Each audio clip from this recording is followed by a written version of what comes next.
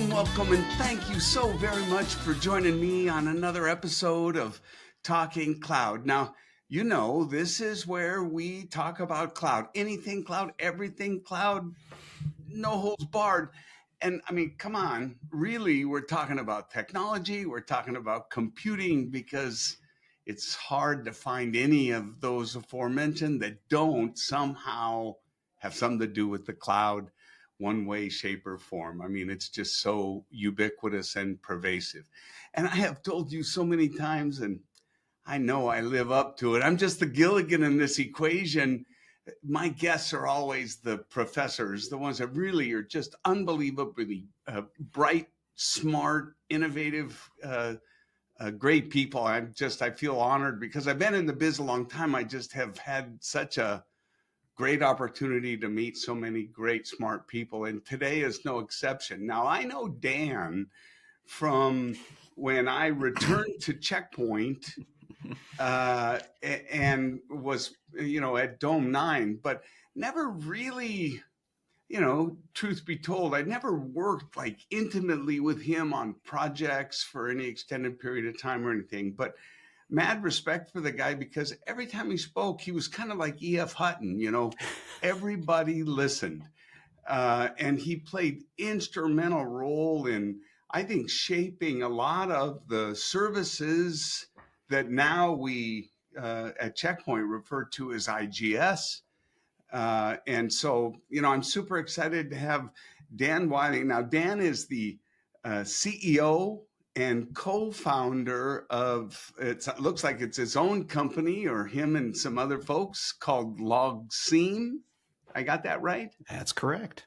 And I'm super excited to hear about what it is, what's different, what's unique, what took him off to do that, and just to catch up with him. So Dan, thanks so much for being here.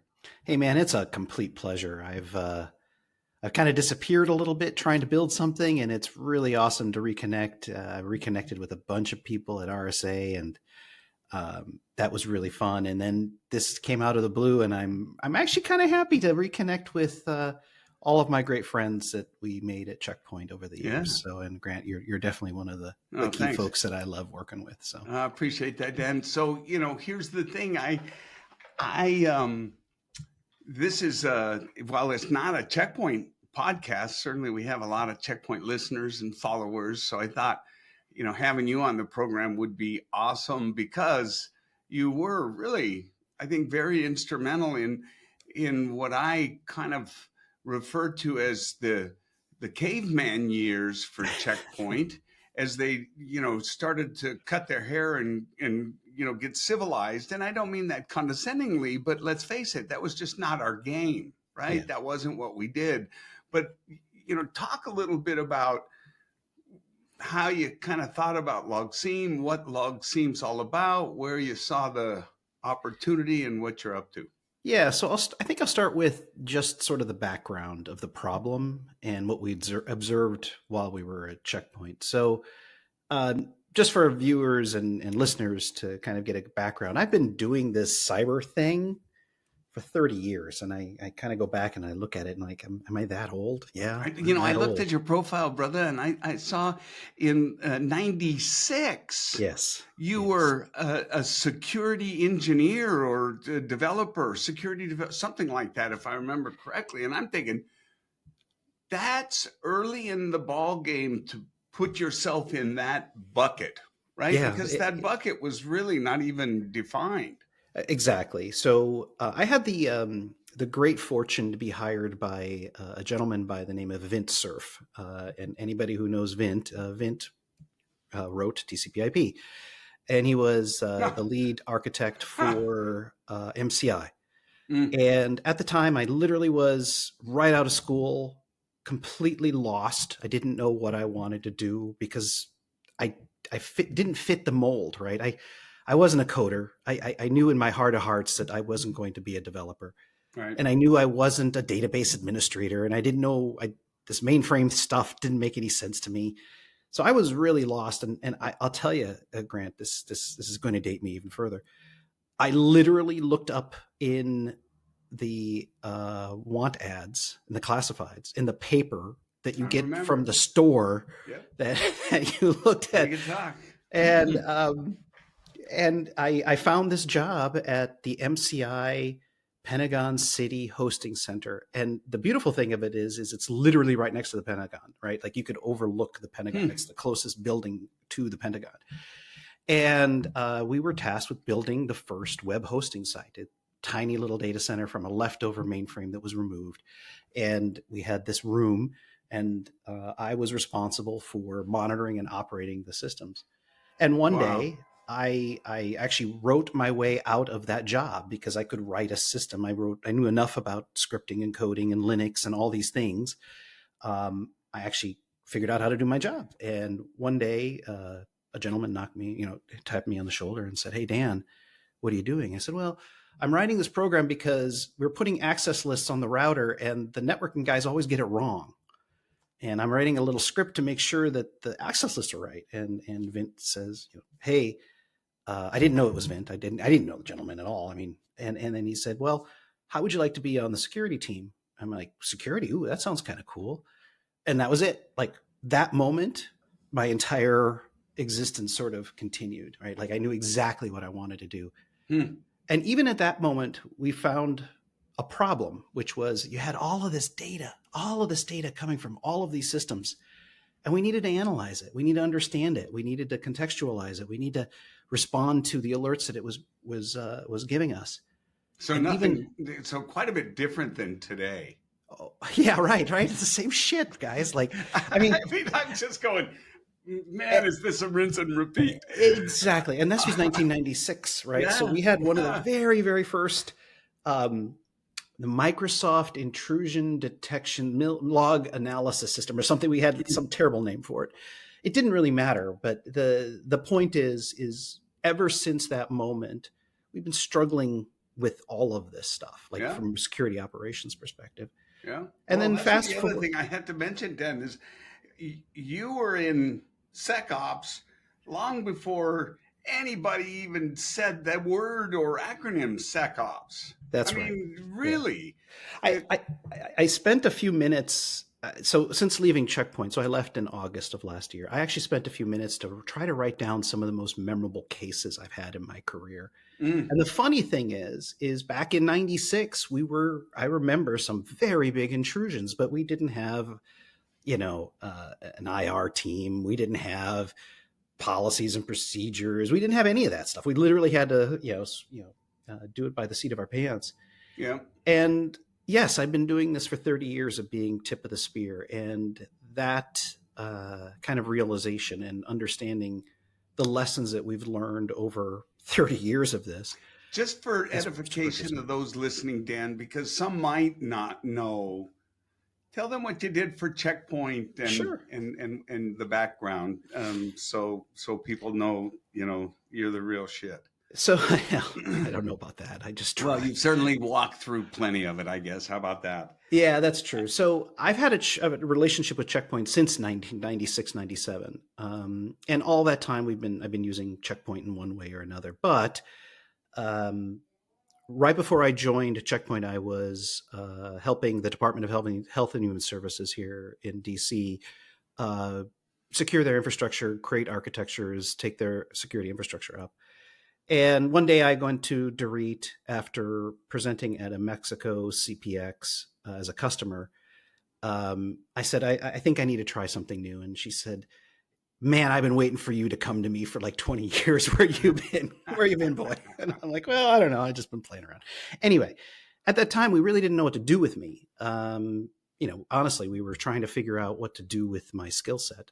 But it became very clear. Once again, I'm not sure I believe in, a higher power directly, but I do believe that the world kind of presents you opportunities, right? There's doors that open, and a giant, massive door opened. And that was large DDoS attacks against the banks.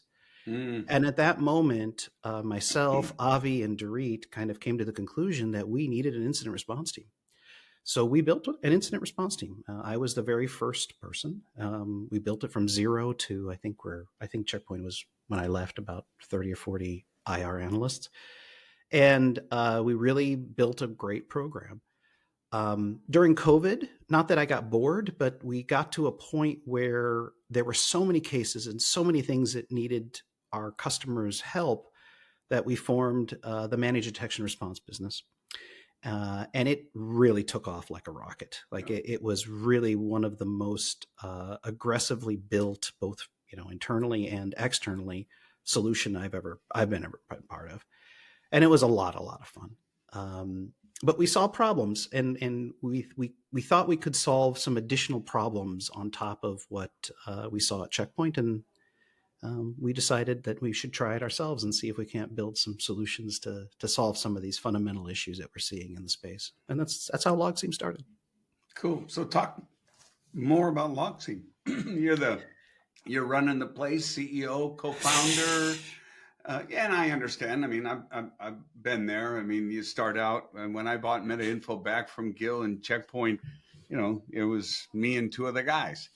That's where you got to start. You got to start somewhere. And so I get it, but so we saw a very specific pattern emerge, and it's sort of kind of come to a crescendo, and I think we're in the crescendo right now, which is that the price performance ratio to perform security operation analytics at scale is very fundamentally broken. Mm-hmm. It's costing $2, $3, $4 a gigabyte to do, long-term retention, search, analytics on data that is really, really, really important. Mm-hmm. And all of our customers that we were interfacing with, and even today, all the customers we're working with, they struggle with the idea of what to keep, how to keep it, when to keep it, because they're trying to save money. And there's that was, in our minds, a giant problem, right? So if you can only afford, a box this big and you can only keep this many logs in, but in reality, you need a box that's right this big, right? You're making concessions, and how do you prioritize and choose which of the seeds you keep that are really going to produce great fruit versus the seeds that look exactly as well but really aren't going to, right? I mean, yep. You got to prioritize what you can keep.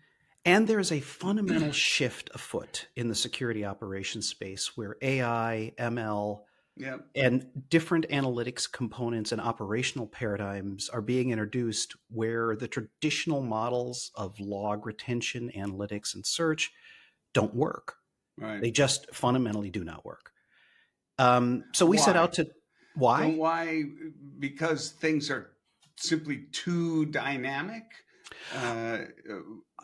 So on the AI side, it's economics again. If you take something like Claude or OpenAI, if you try to send it 10,000 logs, you run out of tokens very and you're quickly. Constantly hitting continue. Exactly. And it takes forever. Yeah. And it costs a significant amount of money. And there has to be a better way. So in our journey, we really started out, thanks to Gil, to be 100% honest, with a spreadsheet. It was not about the technology one bit. We needed to hit a price point that would allow us to scale the company to a point to allow the analytics and everything else to flow in a price model that would actually work for customers. Because if it's dollars a gig, and that's where the space is today with all of the sort of legacy providers like Splunk and Elastic and so on and so forth. If you're in the dollar range, it's never going to work. You need to be in the pennies range, right? You need to be in the 25, 50 cent range, right? You need to be in this range where you can actually afford to do the things you need to do. And that's exactly what we've built. So we've built a next generation security data lake where we've separated compute and storage, allowing you to store with object pricing, storage pricing points for the for the data. Yep. And we've created elastic compute that is both scalable horizontally and vertically to be able to analyze it just in time. So by breaking this paradigm up from a monolith to using cloud first kind of technologies, it gives us the ability to do this in massive, massive scales. I want to make sure I get it. Okay. I want to make sure I get it. Sure, I sure. always like to, because I'm the Gilligan, but are you saying that to have the ability, obviously, normally you're buying capacity like X gigabytes a year or terabytes a year or whatever, and it's retained and they give you access to a fraction of that real time. But if you need to look farther back, you got to Pay give the me a piper. notice and right, Yep. all of that. And what I hear you saying is you've got a way to do that differently. Yes, fundamentally differently. I'll give you an example. Most SIEMs today, or even most security data lakes, they operate in a 30, 60, 90-day window to be able to search things. We fundamentally designed it to have the ability to search 1 or more years instantaneously, essentially. Within a time period that it was taking you 5 seconds for 90 days, you'd be able to do a 1 year in 5 seconds in our system, and it would be hot and it would be searchable and you could work with it. And the beauty of that is that it's completely elastic, and that's an arbitrary date. So if you want to go to 2 years, 10 years, 100 years, we can allocate enough compute to be able to search all that just in time when you do the searching. And is that also, applicable where maybe the amount I'm dumping in has that kind of Exactly. fluctuation, right? Holy shit, today I went and maybe we had a big event that I hosted a bunch of people and it was overwhelmingly popular, and all of a sudden the amount that I wanted is same elastic absorption. Exactly. And that's the beauty of object store. When you do object Because that's storage, where I could see, man, that you'd really, it's back to the original elastic compute issue, right? Oh shit, I can't do that. We only can take 100 people. We can only take 100 people, right? Which is a death knell for someone, certainly that's trying to have a no limit promo or something like that, right? Exactly. And we designed this just like that. We saw days. I'll give you a great example in my career. Michael Jackson's funeral. This is a very highly publicized event, and it was also the moment where you could stream it and watch it from your computer. And I bet there was some broken infrastructure. There was some broken infrastructure, Grant, just a little bit. And we observed this, right? So you get this huge, giant bloom of data, like just coming at you, terabytes. And all of us engineers, we weren't watching the news. We didn't know. We've quickly figured out what it was. It was everybody watching the funeral. But that's a great example, like being able to absorb those kind of events and to go from gigabytes to terabytes and still be within the budget is really a key design thing for us. If you're bringing hundreds of gigs a day or tera or even peta a day, and we have some customers that are in the range of 100 terabytes a day of logs. You know how much logs that is? That's like trillions of logs. And we have the ability to process that at crazy rates. What I find fascinating, as this old guy with no hair thinks back of, just how crazy it is. How, on one hand, we don't bat an eye at a gigabyte, petabyte, terabyte. I mean, we don't even think of, right? It's sort of like the way Congressman talks about millions, billions, trillions. We just throw it around. But the difference, though, is what you just said, for me anyway. It's not that, because I know how difficult it is for me to find a picture that I know I took, because my wife, she takes pictures all the time and it goes into that same library. And that challenge it isn't that, oh, wow, you take a whole petabyte. I mean, that's going to be commonplace. It doesn't cost anything. The challenge is What are you how going to do with it? much, how many grains of sand Yes. are in that, Yes. and, so are you guys And that's the like second part everybody? of the equation. Is Yeah, is that's it exactly. is it AI, machine learning, and all of the other things that are really getting exploited today? Yes. So, But your technology, Dan, I gotta believe there's one critical piece that you're, I suspect, bringing to the equation, and it's the human piece. Because, I was just reading an article the other day, and it was backed by all this, research from Harvard and all these others about, 5 years from now and beyond, what people really need to be skilled at is the EQ skills, the nuances, read between the lines, understand context, have a guttural feeling and really investigate it instead of passing it off because the data comes back looking differently. Are you bringing that into the equation? yes, 100%. When we were looking at the system and look at sort of the market today, what almost all of the marketplace does today are provide you data vomits. And I use vomit as exactly what it is, right? Yeah.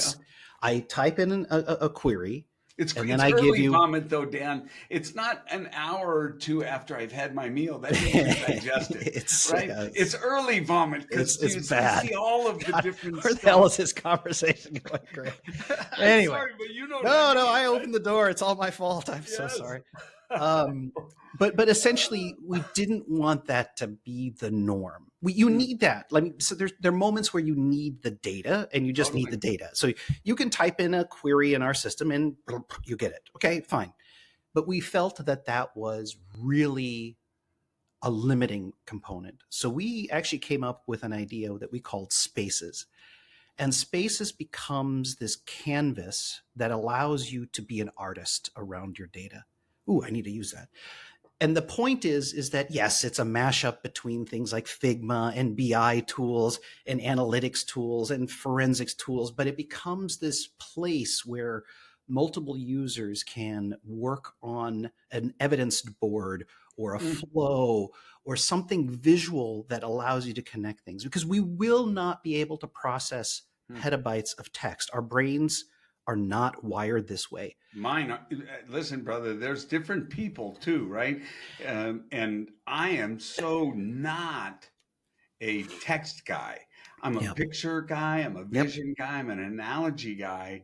That's how I think. And so I'm right there with you. But I know there are also others that are much more kind of table, spreadsheet Yeah. data driven. You got And to you be need to able to offer accommodate them all, right? all of them. You need to Yeah, offer everyone their route to right. doing analytics. But we also felt that we needed a way to offer automated analytics in the platform. And this is where we're at the moment. We are starting to create very specific machine learning models on the data that we're collecting that can feed an AI context. The problem with AI is that we talked about it a second ago. It can't read billions and trillions of logs because it doesn't have enough tokens and context Right. to be able to do it. That's But one. I mean, there's multiple you could cite, but certainly that's one of them, right? In terms of the exactly, publicly available ones, right? exactly. But it is very good at helping you tell a story, right? Like very good at that. So we've already started creating a way to get what Dorit always called security value from the platform to the analyst and to the systems. And we're working on that right this moment. So Hmm.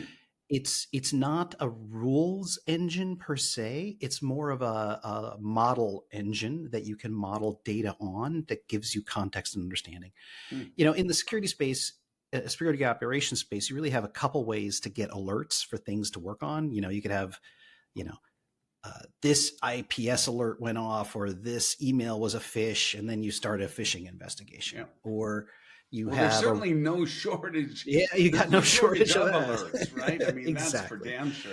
Exactly. But most of them, and this is the biggest challenge that we see in this space, is Okay, going on the other end, a lot of the vendors, I'll just be very direct, shit out alerts. And I use the word shit because it's exactly that. It has gone through a pipeline, and it is the leftovers of the pipeline that Yeah. it's telling you what's going on, right? Yeah.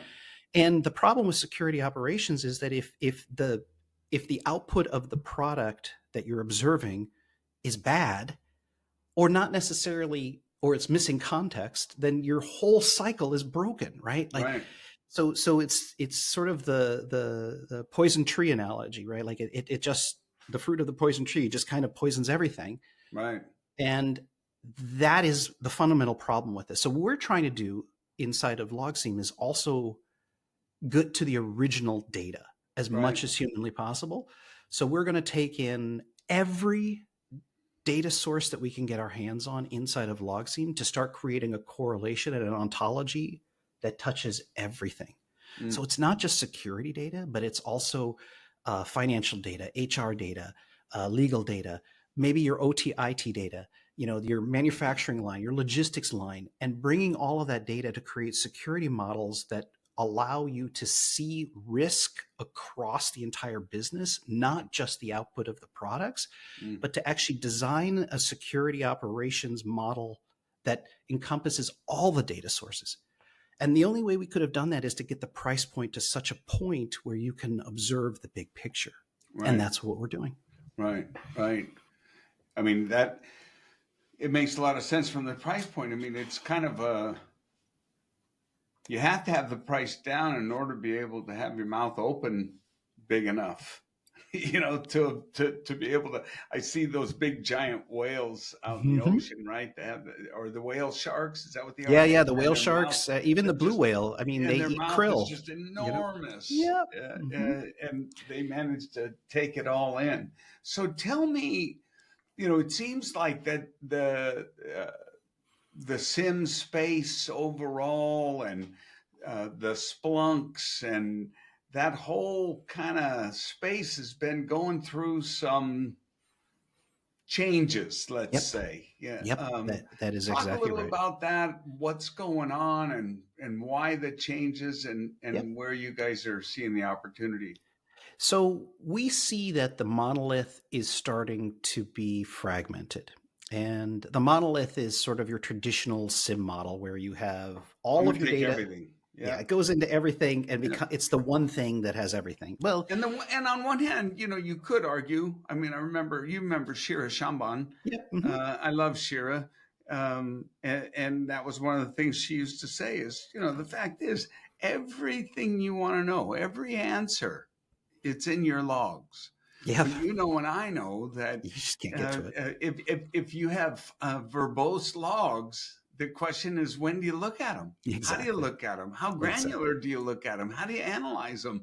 Yep. That's the irony, because everybody, oh yeah, we got logging turned on. Yep. When's the last time you checked it? Exactly.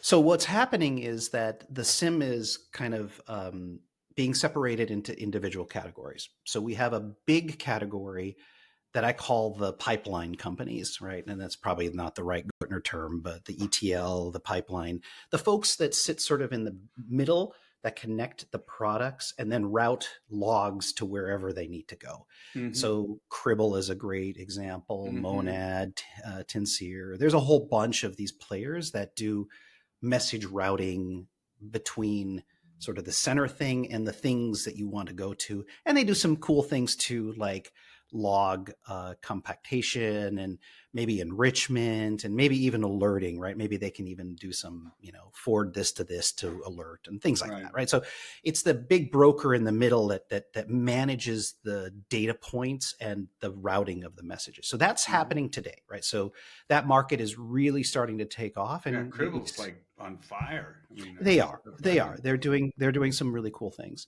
Yeah. But there's another side to this, is that that's fine for message routing and brokering. But where do you store the logs? Because it's too expensive to put it in a database. It's too expensive to put it in Hadoop. It's too expensive to put in Elastic. It's too expensive to put it in Data Explorer. It's too expensive to put it in Snowflake or Databricks. All of these lakey things, it's Hmm. just too damn expensive for peta, right? Like, or Terra. Like, Right, if I you're was going to doing say gigs, it's nothing. But because of the sheer volume. just the It, volume of yep, it, it's just yep. so much Especially data. as you go up, and it was one of the questions I was going to ask about, the customers you're engaging with and who you're really focused on, because I know historically you've definitely been in the big timber world. Hmm. Um, but anyway, I'll get back to that in a minute. I don't want to throw you off of what you were talking about. So Yeah, so we've got the pipeline guys, but now they need to put the data somewhere, and that's a data, object storage or a data lake, and sometimes these terms get batted around, and I don't even know what the hell they mean anymore. But let's just say an object store where you could put stuff, files, and data, or a database where you put things, right? And there's sort of this blurring the lines all the day, but there's this whole place that you want to put your logs that is cheap and scalable. yeah, And then you've got another segment of SIM providers that are sort of sitting on the side that are trying to get more security value and operationally managing the alerts and the analysis and so on and so forth. So sure, I hate to just summarize it like a ticketing system on steroids with correlation and interfacing into the data lakes. And there's a whole market that's kind of starting to mature in that space. And that's sort of where the market is today. Obviously, it keeps dynamically changing, and I think it yep, will change really significantly right now with security operations agents or agentic yep, operations, because some of these components, other than the data lake, may start changing again because having an agent be a tier one SOC analyst yep, changes the dynamic really, really significantly. And massively, and I think we're massively. seeing that right now. Like, there's a bunch of players in the space, and it's changing. So we're going to operate with all of those guys. We want to be sort of neutral as Switzerland. You can any Yep, SIM can work with us, or any analytics platform can work with us, or you can use our platform to slice and dice the data how you want. So we can do both. very cool. Yeah. So, you know, this was where I was going to ask earlier because it seems like, or feels like to me, and again, I'm just the old Gilligan here, but the complexity we have to deal with and contend with on a daily basis, and I mean the complexity from the interconnected world that we're in, the fact that everything is connected, our supply chain, just we're carrying supercomputers that connect, all the time, everywhere, and the fact that you know we're all leveraging the cloud. Let's face it. I mean, at the end of the day, everybody's connected to everybody, and just about right. And it isn't a Kevin Bacon 6 times removed or whatever. It's like you get in the cloud and you can find your way. But I feel like now more than ever, it's only the biggest companies, the largest enterprises, the ones that have the most to lose and arguably the most invested, that can really contend with the complexity that's happening right now. And it seems like there's a huge opportunity, and albeit they're a fickle son of a bitch, it's that SME SMB market. But it sounds like this is getting more into the range where my wife's 3, 4, 5 store boutique could say, "Hey, we should look at LogSeam." Am I missing it, or No, no, no, no. I because mean, I I worry about her. She has nobody other than yeah. this marketing girl that does her stuff, but she's doing a couple mil a year. Yep. I mean, it's enough for somebody could hold her hostage, and it would be ugly. Yes. So Grant, I'll be 100% honest and say yes, that is our goal. Um, we think that for small to medium sized companies, MDRs and MSSPs really do provide a lot of great value to those customers, mostly because the subject is so wide and deep. Yeah. And it's almost impossible for them to get all the things that you need, right? Like, Yep. you know, my solution will definitely help you on the observability side and the security operations side and even the response side and the analytics and all. It solves a lot of problems, but Yeah. I still think that the MDRs, the MSSPs play a very, very vital role Yeah. for the SMB market. Yeah. I Yeah. agree with you. But I will say this though, that that our stuff all goes intention, down though, man. That stuff well, all this goes this down. is We've exactly seen that. correct. This is exactly correct. So we're designing it so you literally can walk up to the system, not know a thing about the log sources or the context or the observability components, the rules, none of the security stuff, and just say in plain English, am I in trouble? Or Yeah. can you tell me if Bob put his hand in the till Yeah, and my took ass $7? hanging out the window. Exactly. Yeah. And so being able to use AI to democratize it Yeah. significantly, Yeah. that is a huge goal of ours. Huge. Because if we don't, like, even I've been doing this for so damn long that I'll tell you a story, and I'll tell you exactly why I think this is so important. Mm-hmm. We worked an IR case many years ago where oxycodone shipments were being intercepted by a gang, and the oxy was being stolen while the drug was en route. And think about that problem for a second. How would you deal with that from a cyber perspective? Well, you ended up needing data from 6 different data sources, and you needed to learn the context of each one of those systems to be able to figure out that the manifest system was being broken into by a third-party attacker, selling the data to another gang that was intercepting the truck shipment and was able to take the oxy. So you need like 6 or 7 different data sources to put that story together. Exactly. Together. Yeah. And they do not connect, Grant. Like it is not a simple connection. Right. But with AI, you can start what we call jumping the shark, right? Being able to connect these very, very disparate data points and start creating models that would allow you to ask a question. What system is being compromised to tell me where my oxy's going? Right? It's exactly why I love this statistic. 2.2 million new materials discovered, 400,000 new compounds discovered. It's because AI isn't limited like we are, and in looking and solving any given problem. They, it has the ability to just truly think spherically 360, not just in a single plane 360. You know what I mean? Yep. Right. That third dimension as well. And honestly, Grant, what I'm very nervous about is that we're still sort of chasing our tails on the current problem, but there's a new problem afoot. And that problem is that there's a direct, we're heading towards this moment where the physical and the virtual world will collide. And you see it with your Tesla that you're driving. You see it with the drones that are flying, but that's just the freaking tip of the iceberg, man. Totally.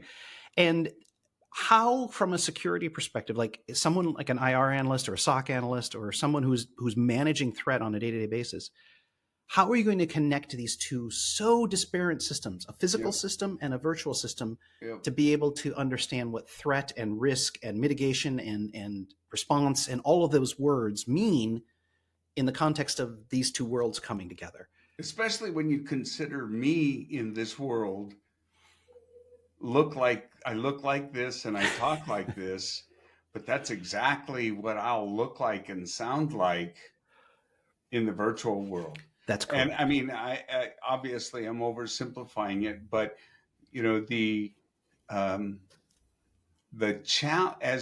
as the fidelity and accuracy and quality continues to just go crazy, right? I mean, I'm sure have seen Hey Jen.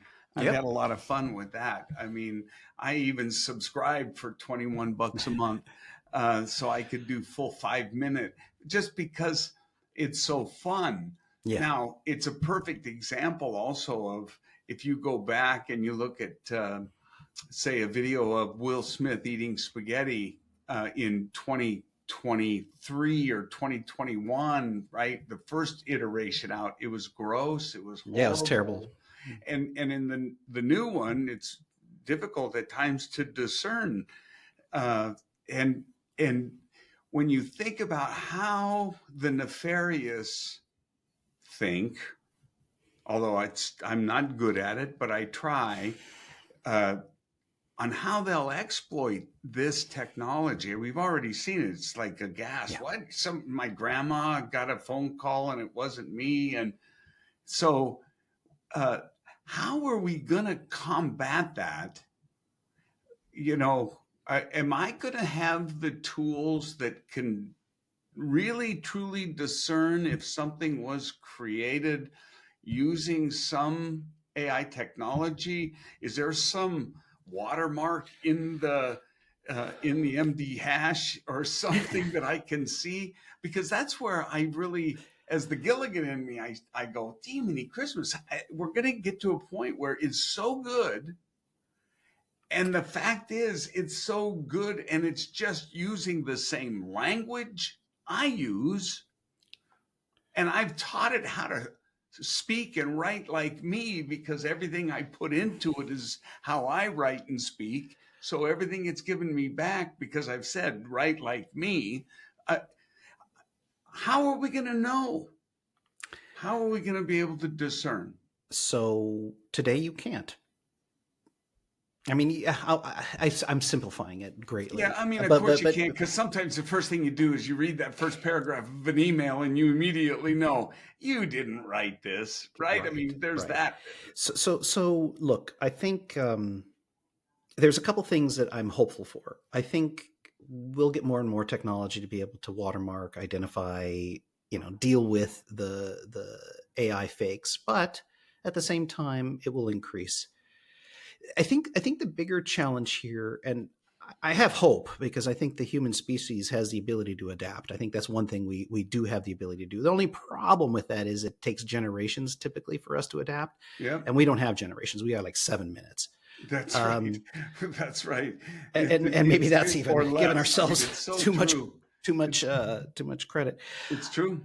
But I do think we're going to get to a precipice really quickly with AI for us to make a lot of societal decisions. I think there'll be some moments, right? We have to, obviously through all of this, we always have to suffer before we make change because that's how humans work. We don't want to accept risk until there's actually a risk. Yep. And not to get too much into fake news and all the others, or facts and not facts. Sure. But, the funny thing about humans is that we can adapt. Right. So we need to start adapting to a world where there is nothing that is real unless you're touching it. And maybe even with a Neuralink soon, you won't even know if you're touching something that you're not. I mean, we get too really philosophical and really crazy pretty quick. But, totally. Well, what is feeling? Yeah, right. So you're going to need get into the whole electrical impulse. And, oh my God, all that crap. Right. Yeah. But the funny thing is your feet typically remain planted on this ground these days, right? So you can start with that, right? Like, I can breathe. Yeah. Okay. Yeah. Let's next fact. let's keep going, right? Like, right. And typically, if you give a human enough time and enough resources to be able to think through all of these iterations, we typically get to the same point. Yeah. Well, if we allow ourselves, if we remember to, metaphorically, really do what you just said, stay grounded. Right? Yeah. I mean, it's no different. I mean, we all, I think, go through different points in our lives, and if we've got kids, we know that, they go through them too. And younger kids tend to have bigger swings. And you have to go through it. You have to go through learn it, to deal with it. And my fear or my concern about what's happening right now is I want to make sure we still remember how to think. And here, let me give you an example. And maybe I'm sounding like a stupid old guy, but I was explaining my son how to get somewhere the other day when he was here visiting. Go down Chestnut, hit Pacific, turn right, go up to Academy, turn right. It'll be right there on the right. And he just started laughing in my face. And he said, it's so funny, Dad, the stuff you had to know. Yeah. And I thought about it for a second. I said, oh, shit, that's right. He's just got to type in 114 Academy. He's just following his phone. Yeah. But is that a good thing? If he gets lost out in the woods, can he take a compass, find his way out? I mean, I will say that there are certain life skills that are non-negotiable. There are other life skills that we should trust in technology. And there's certain life skills that are beyond our ability to manage on a day-to-day basis, right? So I think there's a spectrum of things we need to be aware of. Like personally, I'm a firm believer that you should know some very basic first aid. Like that's a non-negotiable for me. Like, yeah, because sometime in your life you're going to see someone hurting, and you should help them, right? Yeah. Like, but mouth to mouth, whatever, right? Like it just stabilize the victim, whatever. Like I think that's really, really basic. Like I think our generation, driving was a non-negotiable. Like you needed to know how to drive. Now, the next 2 or 3 generations may never need to know that. That's true. But I hope that there is enough of the population that has a desire to continue to remember how to do certain things, like farming, like crafts, building things with your hands. Cursive writing. My handwriting sucks bad, so I don't really care about that. But yes, agreed. But they're not teaching it anymore. Yeah, but I think some of that's okay. I think some of that stuff is okay. I get it. Yeah, and I'm okay with that. Like I'm okay with that part. I think differently when I use this than when I use this. But I think it's also really important to realize that the generations have accepted a different set of norms. Remember, I was the first generation that was okay to have a calculator in my class. Exactly. It's what I taught. Someone was talking about how some kid got dismissed from school for using AI or something. And I wrote back, I really believe it will evolve very similarly to the calculator, where first it was, you can't bring it in, and now you couldn't pass a class without it. And I believe, frankly, that one of the most critical skills everybody should exercise and really, really understand and get good at is prompting. Yeah, I agree. I would also say that, back to your point, there's some fundamental things like deductive reasoning, effective critique, questioning.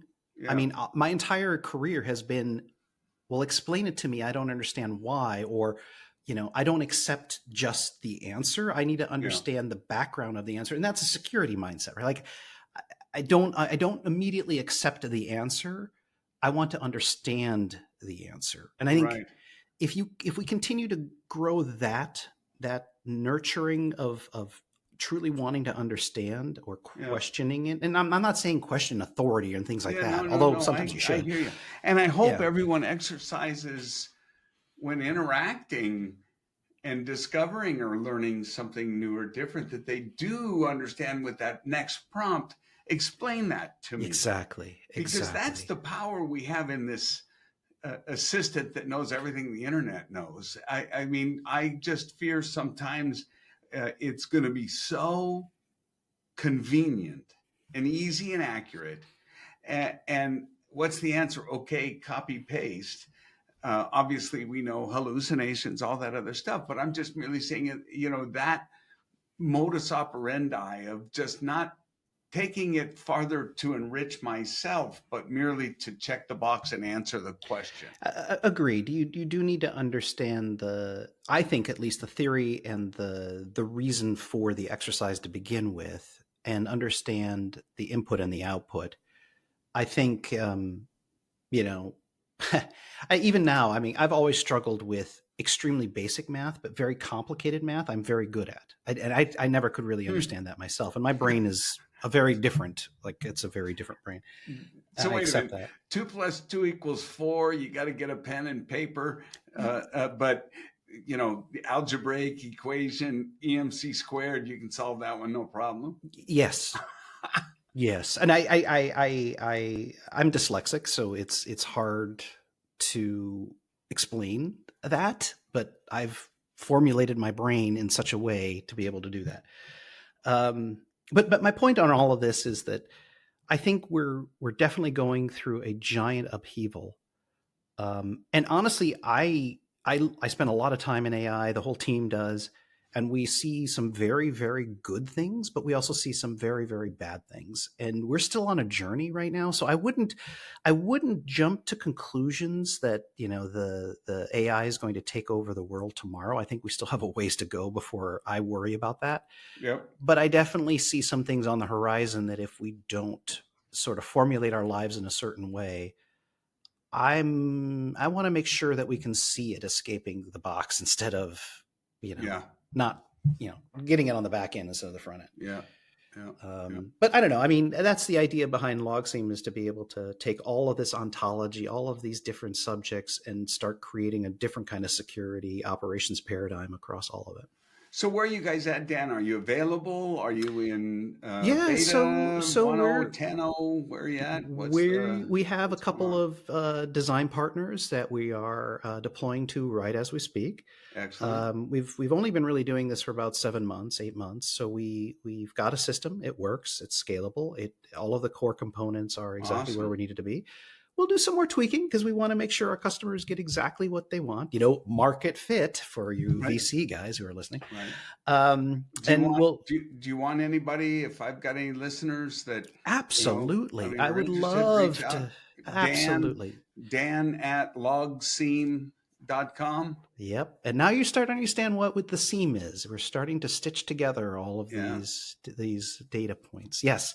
Dan at LogSeam.com. Please feel free to reach out to me anytime. And I'm more than willing to have a conversation about security operations or the direction of the company and how IR can fit into all of this, and threat hunting and detection engineering. All of those subjects are things that I've been doing for 30 years. And maybe I know a thing or two.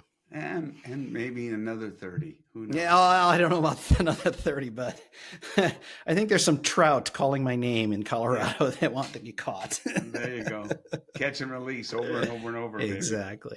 Baby. Well, Dan, this has been awesome. I appreciate your time. I mean, we could go on and on and on, but I got to respect your time. I know you're a busy guy. So, ladies and gentlemen, Dan Wiley, CEO, co-founder of LogSeam. Check him out. Find him on LinkedIn. Send him a note. Connect with him. Check out what he's doing, because I'll guarantee you he's in at the front of the curve in this space, because he's just been doing it too long. So, again, Dan, thanks a ton for being on the program. I really appreciate it. And thank you, Grant, for doing this. I think you're doing the community amazing service, and I encourage you to do this until you don't, another 30 years. Hey, like I tell my wife, when am I going to retire? When I die, because I have way too much fun. So, hey, excellent. Ladies and gentlemen, thank you all very much. I really appreciate you. Please like, share, tell your friends, subscribe. And we'll look forward to having you back on the next episode of Talking Cloud. Thanks so very much.